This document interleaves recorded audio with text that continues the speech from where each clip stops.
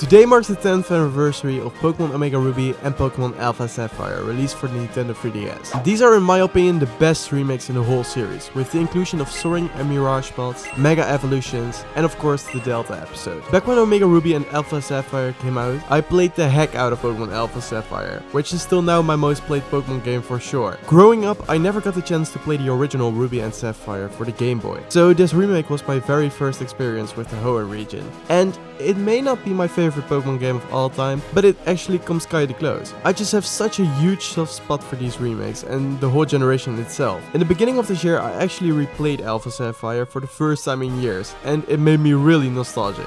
The story, the Pokemon, the characters, and the chibi style, but then good, BDSP, take notes. I still absolutely love Alpha Sapphire. So today, in honor of 10 years since Omega Ruby and Alpha Sapphire got released, I wanted to make a video looking back on, in my opinion, the best remakes in the whole series.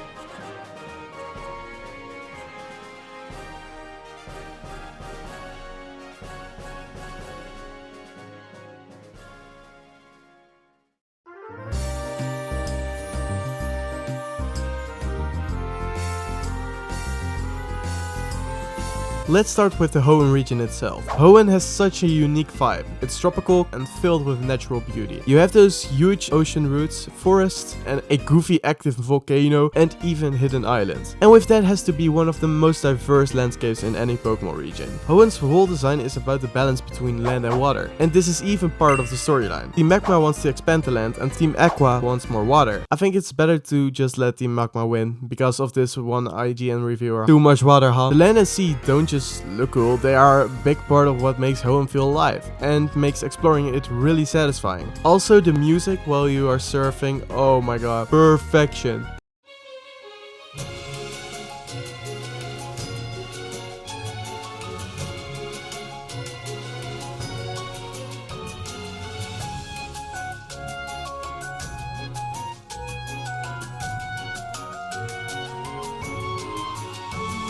I love how the story and the environment connect like that, making you feel like you're not just exploring a map but a whole ecosystem that's alive. Hoenn doesn't just look unique, it feels like it's got a personality and history that makes it so much more than just a place to battle. There's always something new to find or a little detail that makes you appreciate how Hoenn is put together, and I think that makes this region so special.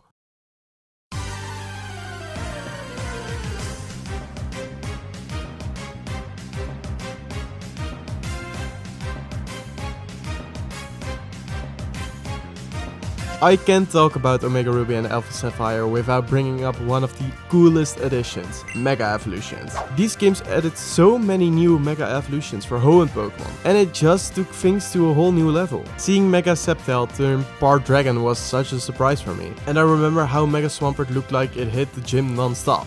What a tank. But the real highlight for me must be Mega Rayquaza. It's honestly hard to forget the first time I saw it Mega evolve. Rayquaza was already one of my favorite legendaries, but its Mega form looked incredible in my opinion. Till this day I really want to shiny hunt Rayquaza because this looks sick. Also, it didn't even need a Mega Stone. This made it so unique because you could still give it other items to boost it in battle. You knew it could handle just about anything. Mega Evolutions weren't just about making Pokemon stronger, they really made battles more exciting and unpredictable in my opinion. I really liked the feature back in Pokemon X and Y. It made the game a little simple, but I think they executed it in this game perfectly. I can't wait to see Mega's return in Pokemon Legends CA because I am literally so excited for the game, even now when we know nothing about the game.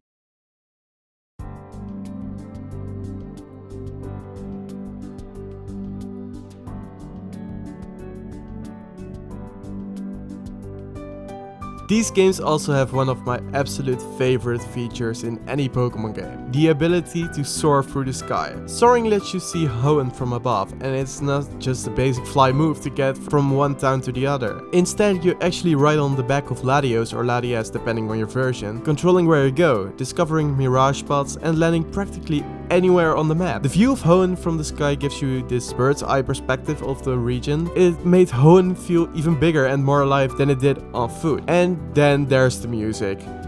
They are literally cheating.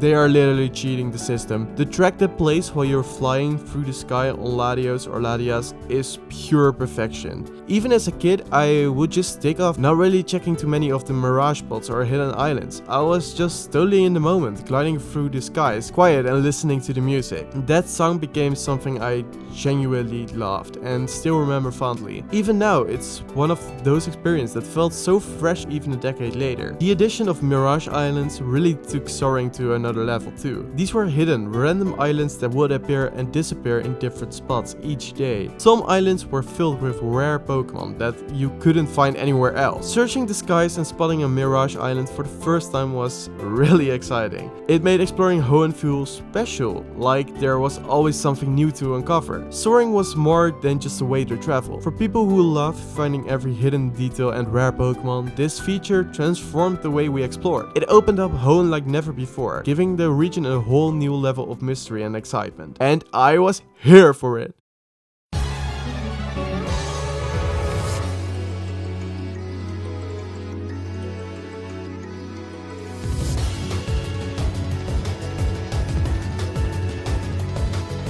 After you beat the main story, Omega Ruby and Alpha Sapphire had this whole extra adventure called the Delta episode. It was a completely new storyline that dug into Hoenn's backstory and gave us a chance to learn more about his legendary Pokemon. I can vividly remember starting the Delta episode and feeling like the stakes were suddenly way higher than usual for a Pokemon game that I played. This wasn't just about becoming the champion anymore.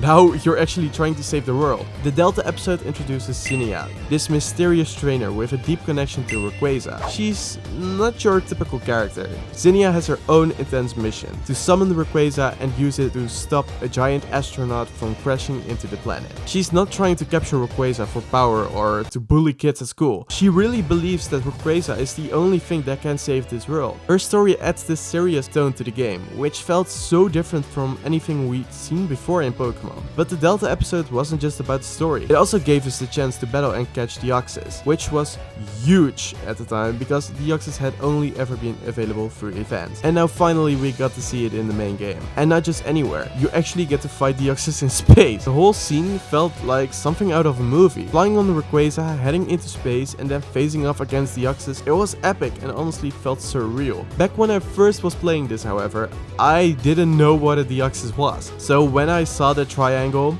come at me, I was scared for the living fuck out of me. This whole storyline made the post-game feel way more exciting than just training or catching Pokemon. The Delta episode gave us something different, a real adventure that felt rewarding and special after beating the main game. It was awesome to have a story that didn't feel like just an add-on, but more like a whole extra chapter, with big stakes and legendary Pokemon encounters that made Hoenn feel even more incredible. This also has to be one of my favorite post-games in the whole series. I mean, the Delta episode was, back when I played it for the first time, my favorite part of the whole game. And yeah, maybe I'm a little bit biased because I got to catch Rayquaza. Who knows? Another feature that I really loved from Omega Ruby and Alpha Sapphire was the return of secret bases. This feature was so fun because it let you create your very own hideout in the Hoenn region. Plus, if you had friends over, you could even set up your own mini-gym and battle them in your base. It was just a cool way to add a personal touch to the game and make it feel even more like your own little world within Hoenn. And then there were Pokemon contests. And if I say that I am competitive, I am competitive in the shit. Omega Ruby and Alpha Sapphire brought Pokemon contests back with a huge upgrade. The graphics were way better than the originals and they introduced special moves just for the contests. One of the cutest additions was Pikachu costumes. Who doesn't love seeing Pikachu dressed up in this outfit? So cute! It added a lot of variety to the game and kept things fresh. Both of these features were a great way to dive deeper into the world of Hoenn and just have fun beyond the usual battles. It's actually kinda hard to believe that Omega Ruby and Alpha Sapphire came out 10 years ago already. And I'll probably never forget some of my best memories of this game. Soaring through the sky on Latios or Latias, the Mega Evolutions, the Delta episode, the chance to battle Deoxys and Rayquaza, I really liked it. Looking back, Omega Ruby and Alpha Sapphire weren't just remakes. They were a love letter to the Hoenn region and to all of us who love Pokemon. I of course never played the originals, but I really like the Hoenn region based on the these remakes. These games were such a huge part of my childhood, and I am so glad I got to experience them. Thank you so much for watching this video. I really hope you liked the video. If you liked the video, please consider liking the video and subscribing to the channel, and tell me in the comments your favorite memories from Hoenn. And I will see you in the next video. Goodbye!